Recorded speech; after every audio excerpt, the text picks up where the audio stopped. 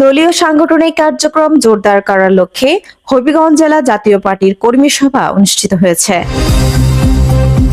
শনিবার দুপুরে Habiganj press club মিলনায়তনে এ সভা অনুষ্ঠিত হয়। জেলা জাপার সাধারণ সম্পাদক আলহাজ জালাল উদ্দিন খানের সভাপতিত্বে এবং সিনিয়র যুগ্ম সাধারণ সম্পাদক অ্যাডভোকেট শিবলি খায়েরের পরিচালনায় অনুষ্ঠিত কর্মী সভায় ভার্চুয়াল বক্তব্য রাখেন জেলা জাতীয় পার্টির সভাপতি সাবেক এমপি এম এ মমিন চৌধুরী বাবু।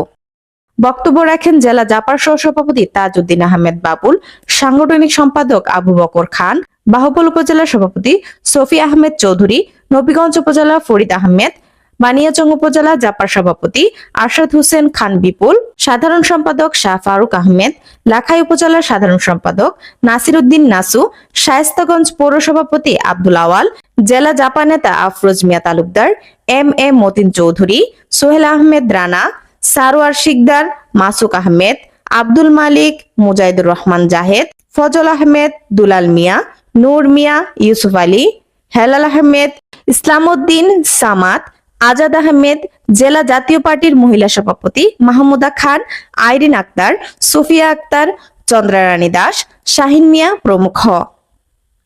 সভা সভাপতির বক্তব্য জেলা জাপার সাধারণ সম্পাদক জালাল উদ্দিন খান বলেন, সকল ভেদাভেদ ভুলে ঐক্যবদ্ধ হয়ে জাতীয় পার্টিকে শক্তিশালী সংগঠন হিসেবে গড়ে তুলতে হবে।